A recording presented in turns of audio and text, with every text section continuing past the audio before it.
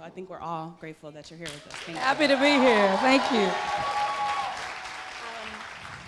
I have some questions about, your influences that I want to talk about, and then we'll get into some of the work and then maybe process a little bit. But I wanted to ask you about your early influences and, when you were younger, what you thought you wanted to be and who were the people that you wanted to emulate at that time, like specific people. I just wanted to be my mom.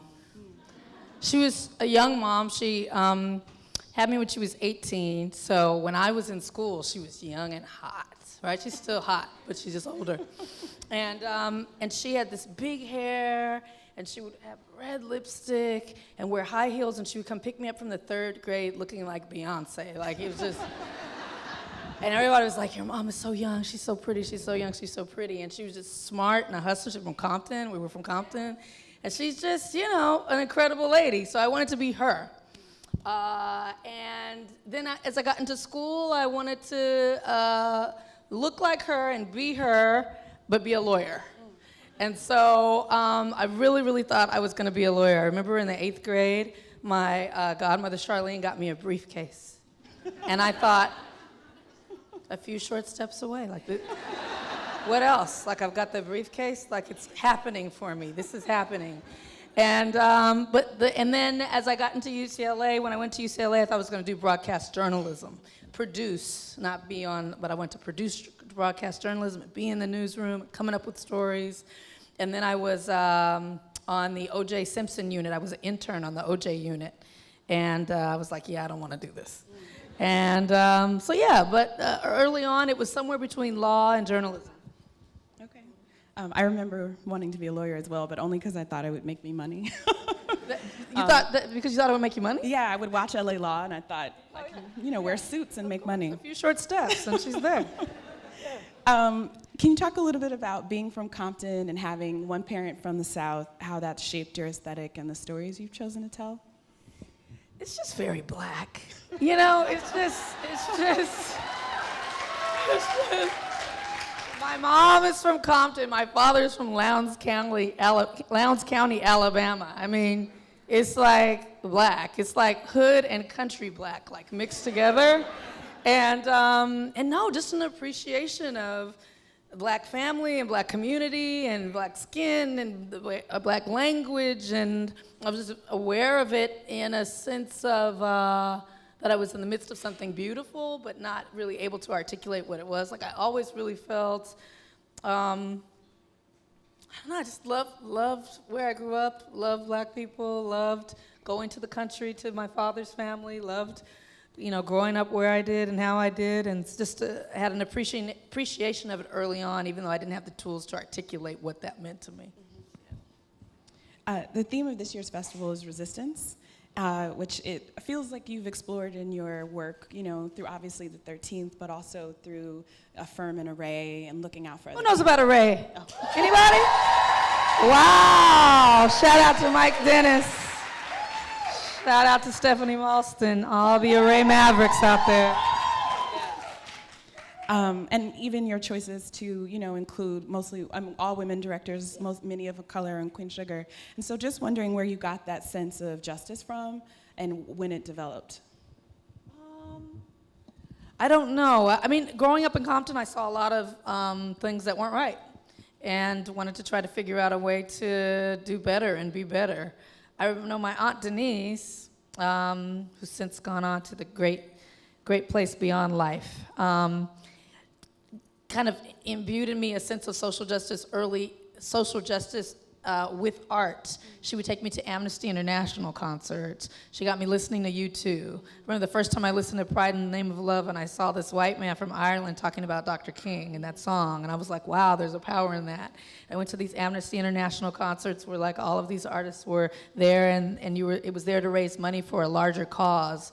So for me, like, art and activism got kind of solidified really early on there, and I just, grew up like a lot of young people, I think, kind of activated around the injustices in the world, and it just stuck with me. Can you remember the first film you were obsessed with? Obsessed with? Probably Dirty Dancing. That's a good movie. I mean, Nobody puts baby in a corner. This is a fact that everyone needs to understand. And somehow I was that. I guess I was a little awkward. I definitely can't dance. I mean, gosh, was I baby in some small way? I don't think so. I don't know. It's just a very good movie that had like all the elements. Like someday I wish I could make a movie like that, where it's just, and I feel like I can't kind of, like just go make a fun movie that doesn't mean anything. You know what I mean? It's just some folk dancing and falling in love. But yeah, I was kind of, me and my sister Tara are kind of obsessed with that film. What's the film that made you want to become a filmmaker?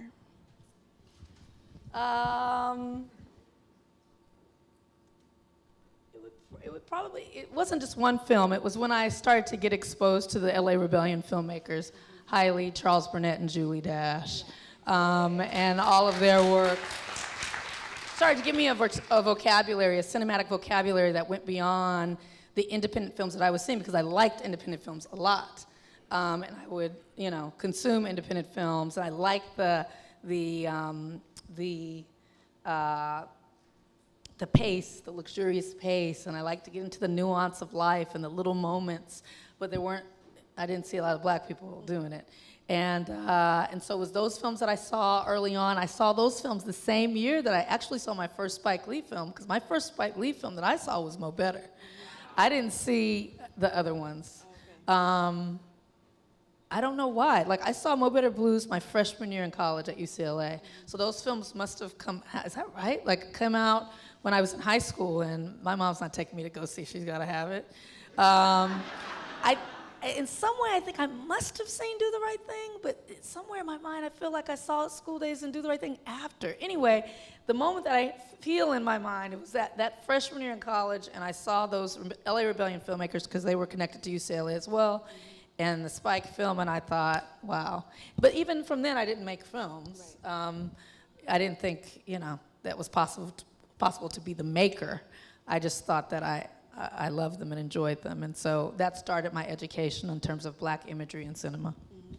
Well, that leads right into my next question, which is, how did you make the decision to pivot away from PR into directing and just, Can I ask a quick question? Sure. That light right there, I can't see anybody out there. That light, does that light need to be on? Is that the light I'm being lit with?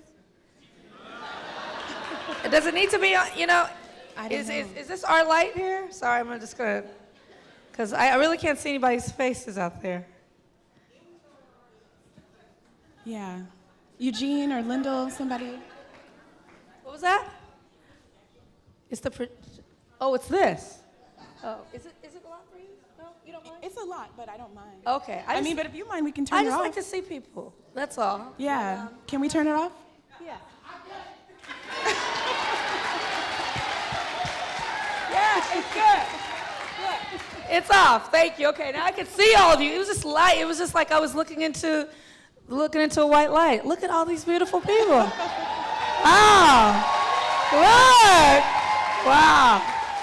That's better. Okay.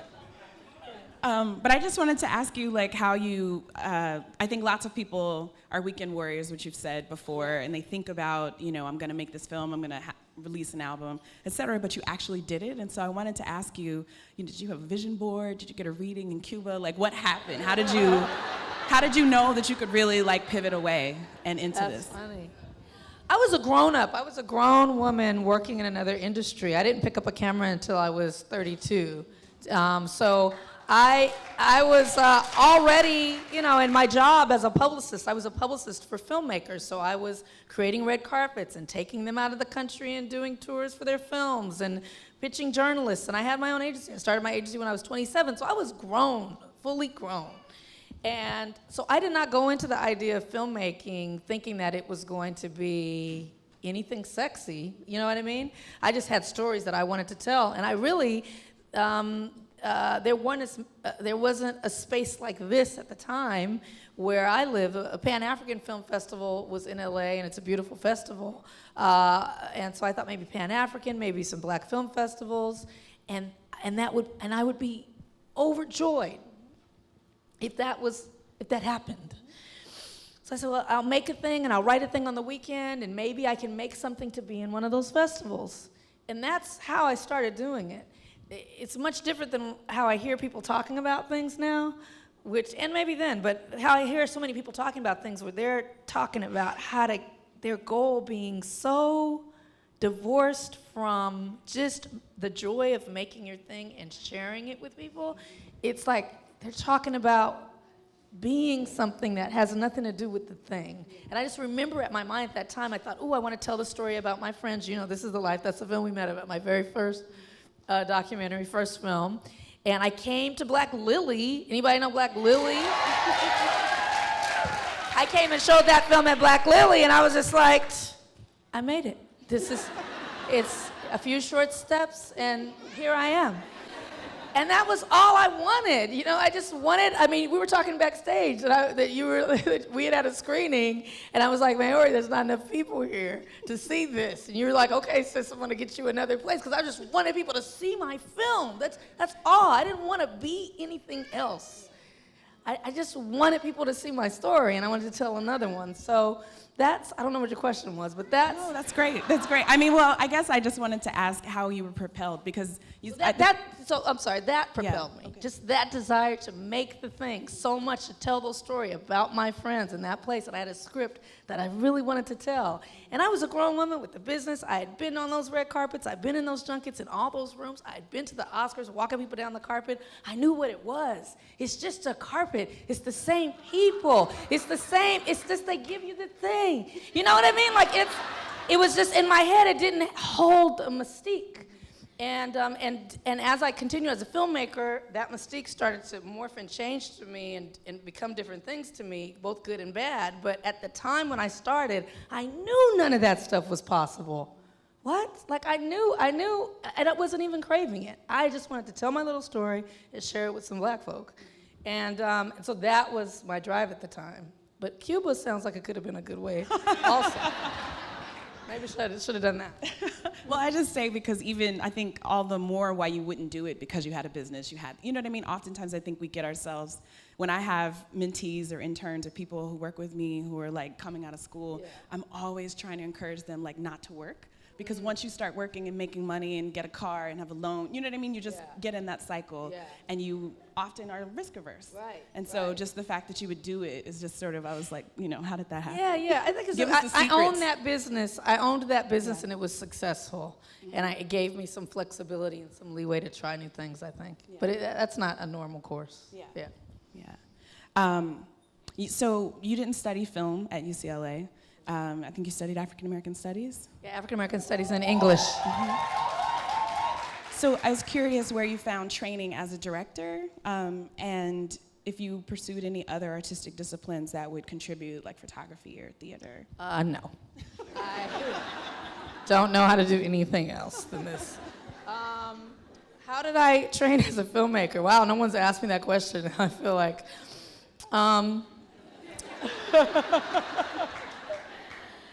DVD commentaries and Q&As. I would go to Q&As like this, because in LA there's a Q. You can't walk 2 feet without getting hit by a Q&A, right? And so there's Q&As all over the place, and there was a UCLA extension thing where I took a couple classes, and I was reading books on screenwriting, and I was around. My real thing came from directors, because I was on sets and traveling with directors as their publicist. So when you're with the director, there's a thing called a junket, and a junket is when we open a movie, and instead of moving the actor around to the 50 different places that he has to do interviews with, we sit him in a chair and you bring all the press to the actor. So over and over during the day, they're saying the same thing 50 different times because everyone's asking the same questions. So I would coordinate those junkets, and I would hear these directors talking about their work. I would be on the set and watch. I was able to watch Spielberg direct, watch Michael Mann direct, watch some of these things. And I would see through those things that I would do and things that I would never do. So that was a great education. And then, it was really, though, I would say the director's commentaries, because I'm telling you, it is the cheapest film school you can do. Imagine this, your favorite movie The director is going to sit down with you one-on-one and walk you through their movie, what they did, what they were thinking about, how that shot came to be. Like, it's gold for people who want to learn how to do it. And so I've watched so many director's commentaries. When I did my first director's commentary from Middle of Nowhere, I was so shook.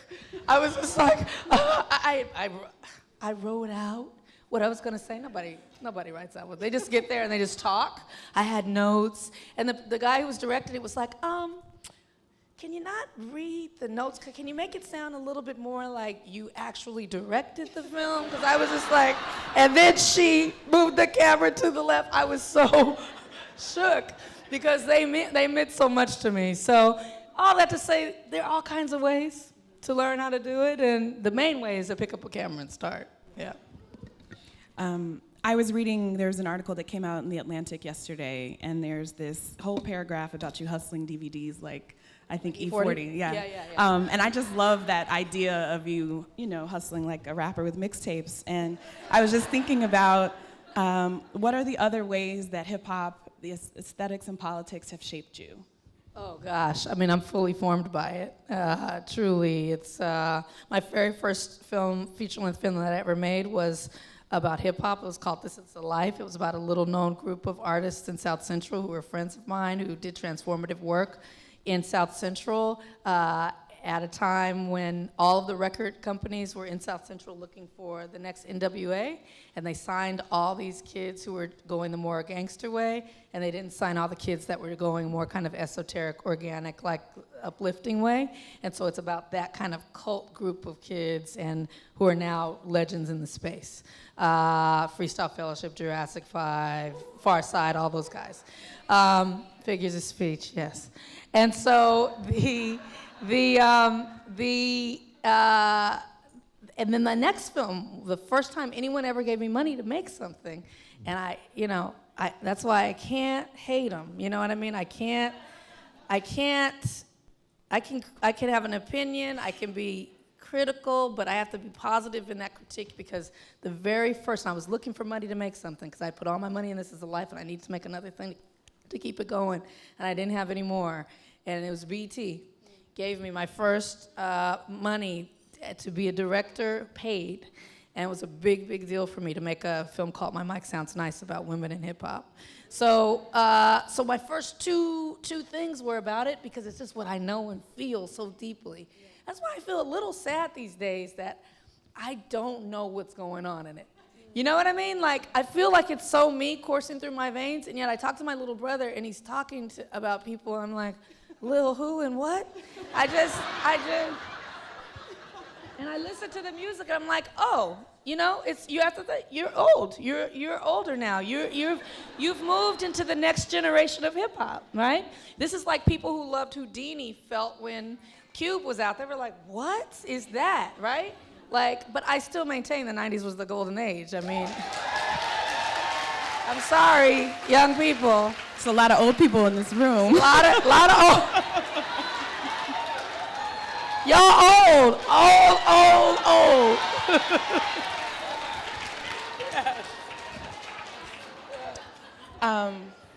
This is just also somewhat related to the hustling idea, but I just remember also when I Will Follow came out. And I went to one of your screenings at the AMC in Santa Monica, and you were standing outside greeting people, and that was when we reconnected. And I just was like, that personal touch of doing that. I was wondering how many screenings like that you went to, and just wondering sort of how you, is that coming from training as a publicist, or just how did you know to like have that be part of the package, people having access to you? Because I'm not thinking about them, I'm thinking about me. I enjoy it, right? Like, I just like meeting people. Someone's gonna come on their Saturday when you're in LA, you're in Philly, you're in all these great cities, you have anything you can do. You're gonna take hard-earned money that you woke up in the morning and went to work for, and you're gonna pay to see something that came out of my head? And I have an opportunity to see, that's why I turn off the lights, let me see people. Like, that is a big deal to me. Even now, and so, no, it wasn't like, have access to me. Nobody cared who the heck I was. No, you're a filmmaker. Even if they don't know you, they want to meet you. I was just like, please come see my movie. Like, are you coming to see my movie? I was browbeating. I was out there like, it was me. It was me. And you know who? It was a really beautiful filmmaker who people are talking about a lot right now. His brother named Matthew Cherry. Everybody know Matt Cherry? Me and Matt Cherry and Tulane Jones out there hustling, trying to move people off the 3rd Street Promenade into the theater, browbeating people. What are you here to see? I'm here to see this. Nah, you don't want to see that. You want to see this.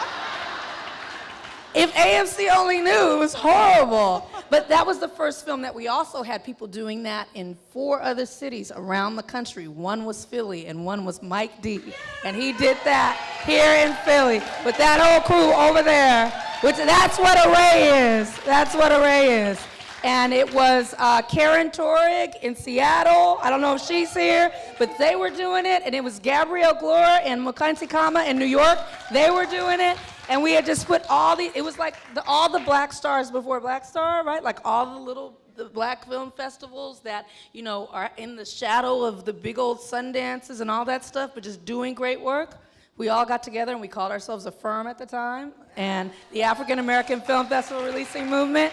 And we started with that film. I let my film be the guinea pig, and we started releasing films on the same day in these cities, and we had the highest per screen average of any film released by a studio that weekend. People came. We had no budget. I mean, you found out about it because probably some shady looking maverick walked up to you with a poster. It was like, you wanna see a movie? We're just getting our hustle on, right? And we just did it on our own. So that connection doesn't come from anything but joy.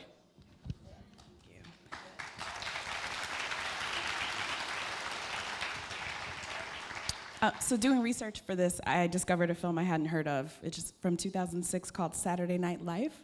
Yes. Can you talk about how that story came to be, and just even the production process and what happened with that film?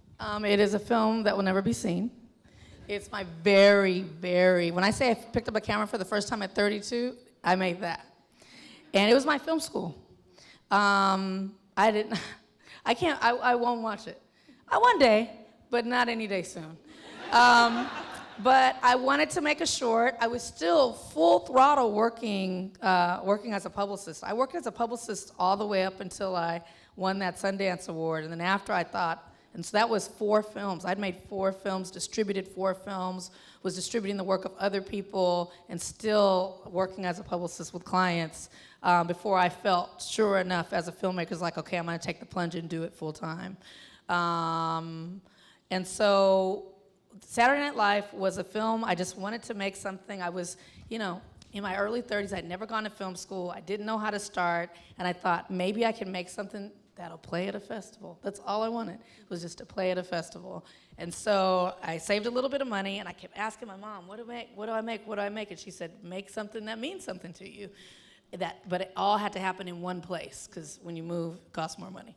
So anyway, I thought of a story. The story of Saturday Night Live, it's like a 6-minute film, but it's a story about my mother, who at the time was a single mother before she met my dad, a single mother with 3 girls who to bolster her self-confidence when she didn't have any money or just hard times as a young single mom, she would dress us all up in our Sunday clothes. She would put so much grease in our hair. I mean, just grease us down, the baby hair popping, everything. A little Vaseline, our Sunday patent shoes. She would take us to the store called Alpha Beta, which is like, this is the grocery store, and in the hood. A hood grocery store. So we would, Alpha Beta, that's a horrible, why do they call it that? Anyway, so we'd go into the store, and it'd be her with her 3 little girls. And because the 3 little girls were so cute, she would get the positive attention. Your girls are so cute. They're so pretty. You're doing such a good job. And in those moments, she would get what she needed to be able to move forward. So that's what the short is about. It's a lovely idea, horribly executed. Maybe one day I'll remake it, now that I know how to make a movie. But it was my beginning, yeah. Thank you. So the first film I saw of yours was This Is the Life, which we discussed. But I loved it so much because I was born in LA, but I would go back for Christmas and summer sometimes. And in high school, would go to The Good Life. Like, that totally changed my life. And so I just wondered, I think some people know that you were an MC. And so I was. Any self-respecting MC is going to own, I was an MC, and I was damn good, too. Very good. Yeah. I was curious, sometimes making a documentary about your own community can be challenging, and I was curious what that process was like for you. It was a crazy process. I was dealing with like 30 different artists, and The Good Life was a small Black-owned health store in the middle of South Central on Crenshaw. And on Thursday nights, every night in the 90s, during the golden age of hip-hop, they would do an open mic. And kids from all over, Black kids and brown kids from all over LA would come for a chance to sign up, get on the bike, and spit their rhyme. And it became a cult following. It's kind of like Lyricist Lounge here in New York, but doper, if I may say. And cursing. What? No cursing. No. Yeah, you couldn't curse. It had all these rules, so you had to get your opus rhyme out within all these parameters. It was very fantastic, and you came up with these kids who had all these different styles of rap. And they had all these personas and all these names, and it's called This Is the Life. It's about that group. It was an electric environment at that time, and so but I had to track all those people down, pull in all the footage, all the stories. And I had no idea what I was doing. I never made a film before. But it was some comfort in doing it with people that I knew and a subject matter that I knew. Because although I didn't know filmmaking, I knew the subject matter. And that's why I tell people, when you're making your story, if there's something that you want to say or something that you start with what you know, at least you know that. And then what you don't know, will fall into place. But I felt so confident about my knowledge and my passion for the world. That I was able to cobble together. I just watched a little bit of it the other day. It holds up. It's very lo-fi. It looks like somebody made it on their phone. You did? I did. It's very lo-fi, but it brings a smile. Yeah. When you were, I only wanted to ask about a couple films, so I want to ask about Selma. Did you have any of those mystical experiences that some people talk about, like Julie Dash when making Daughters of the Dust, when the character, I'm trying to think of his name. The actor's first name is Adisa, but when he's walking out on Ebo Landing, she said he went into a trance. And when Denzel and Spike were making Malcolm X, there's speeches that Denzel started reciting that weren't in the script, and Halle Berry talks about similar things in, I think, Becoming Dorothy Dandridge, that things happened that were super mystical, and I didn't know if anything like that happened in Selma. So there was a night, it's interesting you say that. So there was a night we were in Atlanta shooting Selma. David Oyelowo, the British actor who did an amazing job as Dr. King, he, had transformed himself to embody it. He's a very, very Christian man, loves the Lord, felt spiritually connected to the material and to Dr. King. And so there was a moment where we were doing one of the big speeches, the biggest speech. And when you're in a set, you can't go. If I have the church set, I have to do everything in the church on that day, right? Because I can't go back tomorrow. I got to move on to the next set. So we had to do 2 huge speeches back to back because we had the church set. Real church, real parishioners from that church, a historic Black church there, and then other extras in the Atlanta area, background actors. So anyway, we get in there, we get all the way in. Literally, it's on film. I'm about to call action, and there's a crack, a huge, it was the loudest thing I'd ever heard. All the lights go out. Just as David's I'm about to call action. He's there, he's ready. He's gonna do these 2 speeches back to back. The lights go out. We go outside, and it is a meteorological event, they called it, that happened. You can look it up. It was in Atlanta, where this whole sky, was anyone there? A whole sky turned purple. It's a real thing. It's on record. It was on the Weather Channel. Like, I'm not making this up. And it was a cross between a thunderstorm that had happened with a certain time of day that the sun was setting, and literally you walked outside. It felt like a movie set. It felt like sci-fi. Literally, from top to bottom, the sky was like a purple to burgundy. And we're freaked out, and I turn to him and I think maybe this means we're not supposed to proceed, and then so we went around to the back of the church, and at the back of the church the purple started to lift up, and it was like a sunset and purple. It was just to this day, the most incredible act of nature I've ever witnessed on the street in Atlanta behind a church. And we're crying and we're emotional, and we go back in and we shoot these 2 scenes back to back that literally he was a little nervous about before, and that break in the day with that amazing kind of the majesty that we were able to witness, he came back in like possessed by something. I mean, it was truly transformative to be in the room. People were in tears. It was an uplifting that happened in that moment. And I don't know what that is. I've heard it on certain films. I think films of import, somehow it's our energy. And also, what's in the atmosphere around us that we can't even see. The energy, the spirit, the passion, all of that comes into a fervor at some point, and in some instances creates magic. Yeah. Absolutely. So I think we're all excited about A Wrinkle in Time. I'm so happy. And I'm a little worried, I'll tell you. I wonder if black and brown folks will come. Yes. I do. And I think I worry about it because I don't know why. I don't know why either. I don't know it's why. You and Oprah, everyone's coming. Yeah, I hope so. I hope so. I hope we'll come because I made it for us to be able to see this brown girl. I made it for everyone to be able to see this brown girl as the hero of the whole universe. The whole universe. It's not America. It's not the world and earth. This little sister is hopping planets. She's flying. She's summoning just in her jeans and t-shirt from Urban Outfitters. Like, she's doing it all, and I love it because she doesn't have superpowers. She's just herself, and she's able to harness the goodness of herself. And the goodness of herself is enough to overpower darkness. And it just has such beautiful themes, and I really hope people come. I really do. I just want to do a time check. How much time do we have, Eugene and Patrice? How are we doing on time?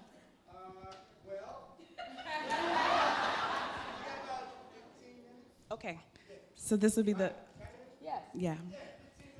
What I wanted to ask you about A Wrinkle in Time was how you approach because I'm obsessed with costume design, as you know, how you approach the visual world of this film, because this is, so fantastic. And if you could talk about that a little bit. Yeah. Well, I was given this book that was written in 1963 by a really interesting and kind of fascinating woman named Madeleine L'Engle. She wrote this book in 1963. It was rejected by 29 publishers, and I can see why. The book's odd.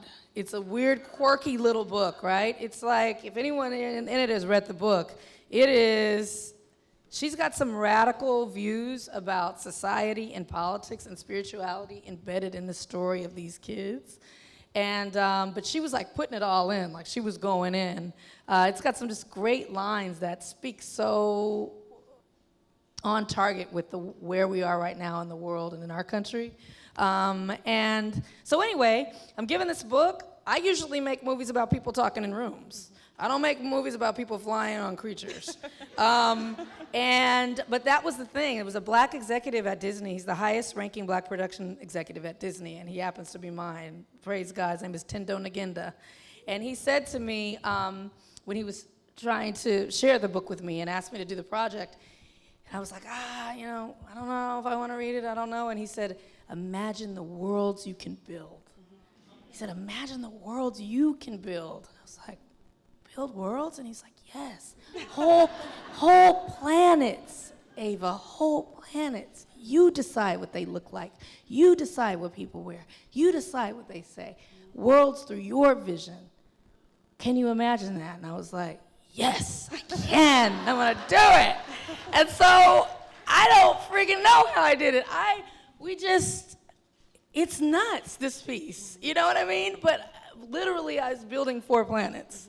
You know what I mean? And what that looks like through someone who grew up half hood, half country. You know what I mean? Like, that's a different process to put all the things that I think are beautiful, which has a lot to do with blackness and being of color and womanhood and all of that, and putting that into this piece that also has to be Disney. And so that was the balancing act.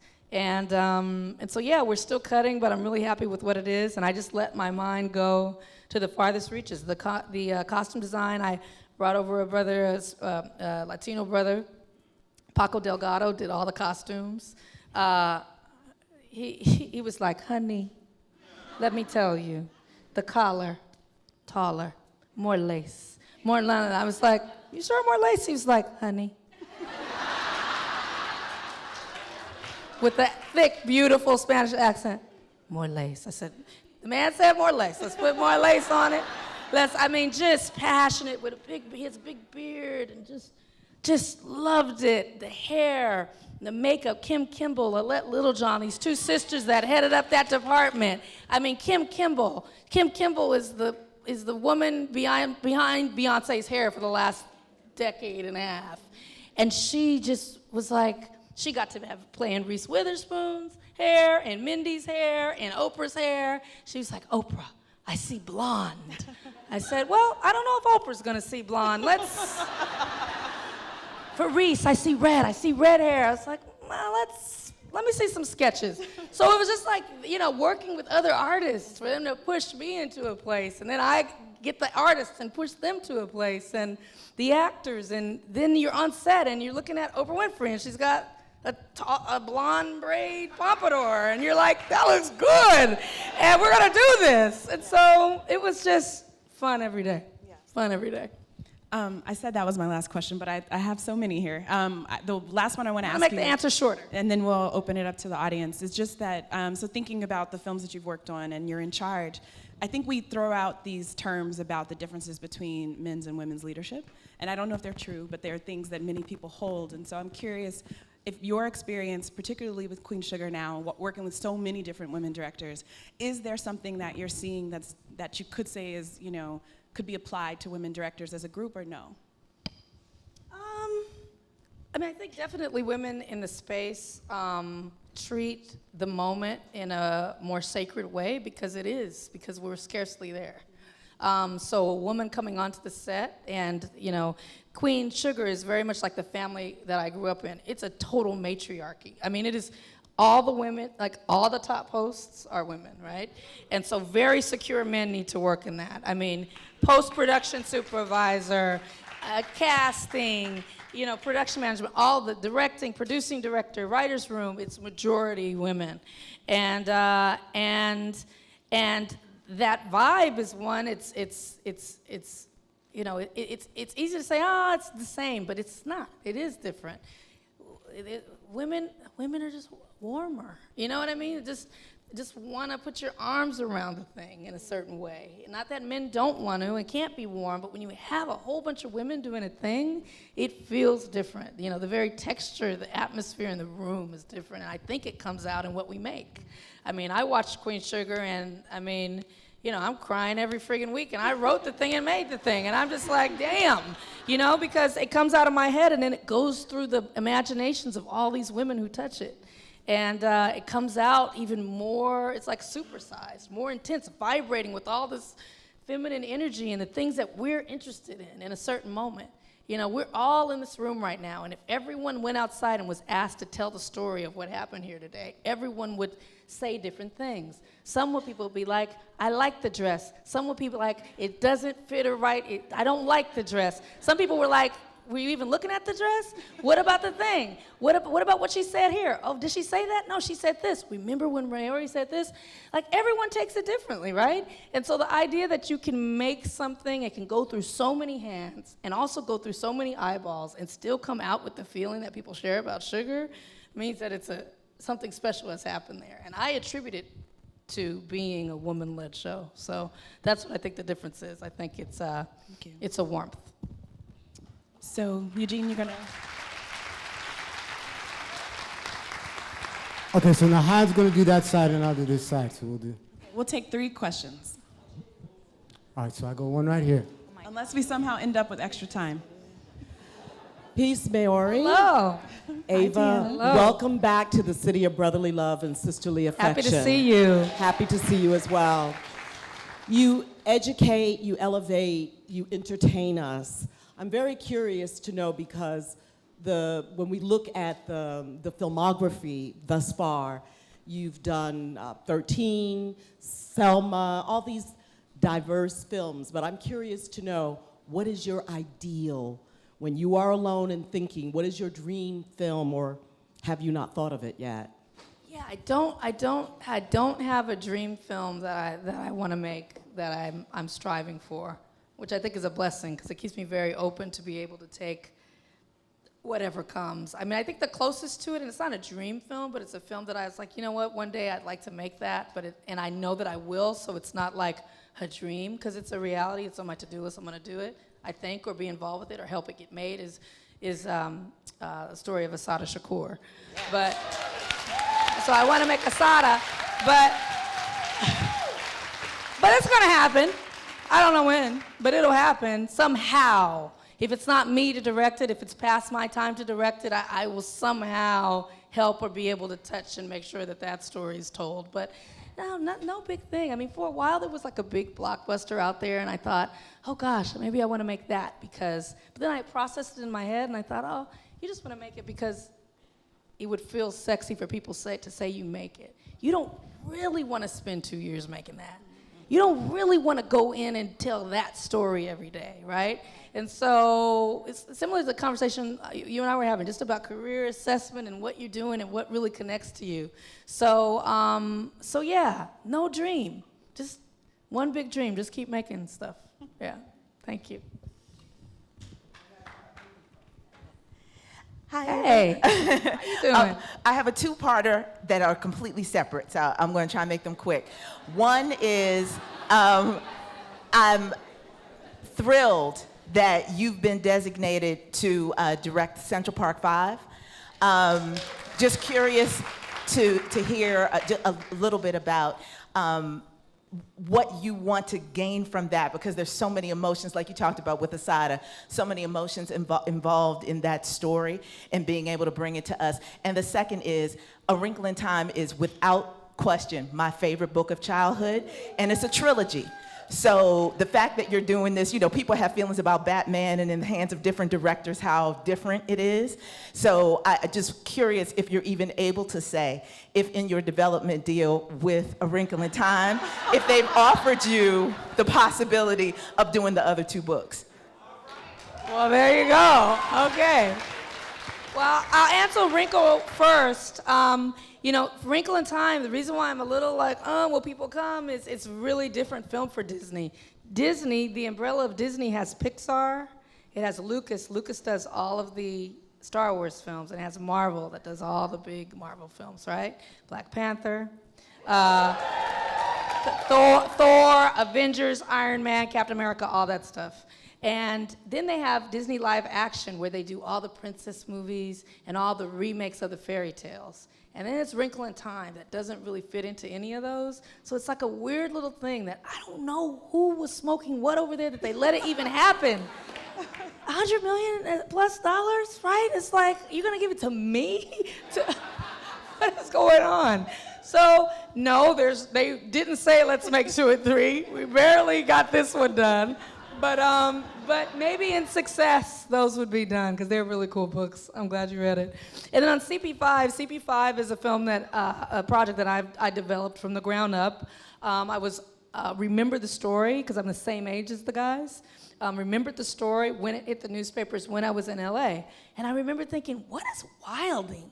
What does that mean? So I called my cousin who lives in the East Coast, and I was like, what does wilding mean? And they were like, wilding ain't a word. It's a white people's word, right? That came from wilding out, right?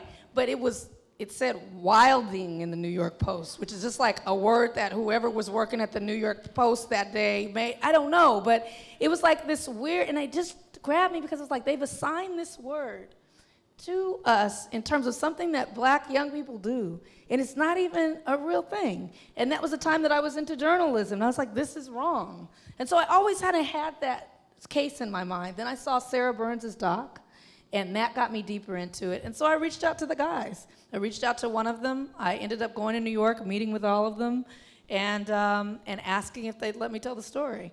And they gave it to me. Then I had to go to Hollywood and get it sold, which happened well-timed because Selma had happened, and I was already making Wrinkles, so it was kind of hot.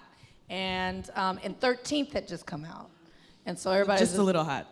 Well, yeah, I mean, not like that, but you know what I mean? Like, you know, I've been cold out there, and you can't get a meeting, right? So, you know, when you're getting a meeting, and everybody's like, yeah, we'll take the meeting, you're like, okay, I got some heat today. So I used that to get Central Park 5 done, and I ended up going around town, and it was multiple bids and offers on it, but ended up going to Netflix, so I had an amazing experience with it on 13th. And so we're gonna do it 5 parts, 1 part for each man. And it'll go deep. It'll go deep into it. Okay, so we got the last one up here, right? Thank you. Hi, Miss Ava. Hi. My name's Anaya, and I'm 15 years old, and I have a burning passion for filmmaking. I own Beauty Scene Productions, which is my filmmaking and photography company. And thank you. All the money I get from taking photos, I put it into my filmmaking. I actually just released my first feature-length film, which I wrote, shot, directed, and edited. Beyond My Skin, shameless plug. But basically, when I was 13, you basically gave me the okay that I can go out and I can follow my passion. I remember I started off as an actress, and I would be on these sets, and they were not diverse at all. And sometimes the men behind the set, they were a little rude when I tried to ask a question. But one day, we took a school trip to see Selma.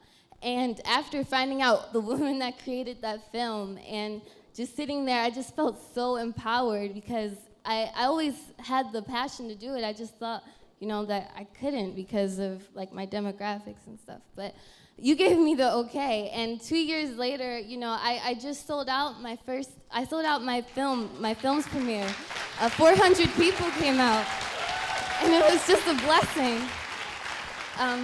But, you know, I watch you and Miss Michelle Obama and Miss Oprah Winfrey talk about like the laws of attraction and just like giving advice, and it's please don't stop. Like, you've inspired me and so many other young women as well. But my question to you would be your thoughts on film school. Right now, at the moment, I'm going to 10th grade, and I was, you know, for a while, I've been talking to different film directors. I actually had the opportunity to have a conversation with John Singleton, which was amazing. But I've been trying to, you know, get a taste for it. Like, should I put myself in debt and go to film school? Or should, like, I feel like everything you can learn everything on the set with experience. That's what directors have been telling me, and I believe that myself. You know, YouTube. That's basically where I got my education for film. But would you recommend it, film school? I mean, I know you didn't go, but would you say just being to UCLA? Well, first of all, let me say, you make my heart leap with joy, and we're all so proud of you. All of us are so proud of you.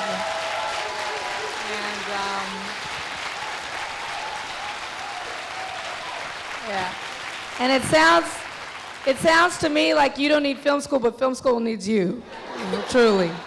And I think you know, I can't say whether, my first instinct when you were asking me is in my mind, I thought, oh, she should go, right? She should go. You know, there's a lot more learned. If I could have, I would have. I didn't know. I didn't know it was something that I could do, wanted to do at that time. And by the time I felt it, I somehow had the courage to step into it. But if you know this is what you do, and there's a school that can help you get deeper into it, I would recommend the Howard University Film School, which is an incredible good school. But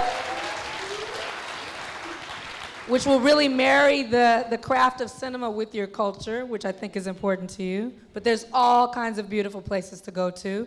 But I think it's something you should seriously consider. But it's an individual choice. I mean, if you decide not to, then you can just continue making feature-length films on your own. Did I say I was old? Because now I really feel it.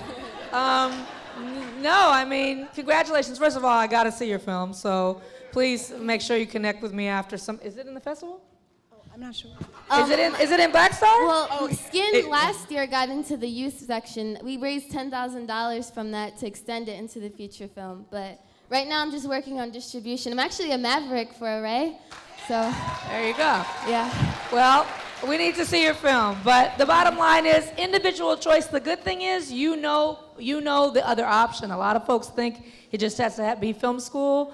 There are other ways to do it, but film school is also a beautiful thing. It's a privilege. If it's one that you can step into and take advantage of, how incredible would that be? So either way, you're going to be fine, and congratulations. Thank you so Yeah. much. Yeah.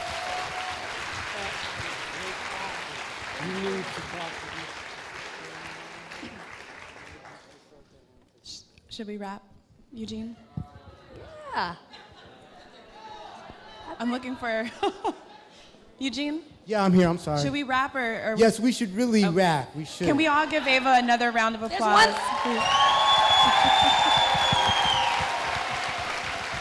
There's one thing I just wanted to say, if I could. I just want to thank you all for coming out tonight to see me. That is a beautiful thing. But more than anything, I want to thank you for supporting BlackStar, because these spaces are so critical to the black filmmaker. You know, the studios aren't taking our films and putting them into the theaters. It becomes harder and harder to get our stories told. We tell them for you. And so it's just important that we show up, not just for the festival, continue to come to the festival, but to Mike D's stuff and the Real Black series and all of the films and filmmakers that come into Philly. Philly really is kind of a black film mecca to a lot of us, because we know we can come here and get a beautiful, diverse, inclusive audience like this that's passionate about our stories. So thank you. Appreciate it. Go see Wrinkle. Keep watching Queen Sugar and all of that. All right. Thank you. Appreciate it. Thanks.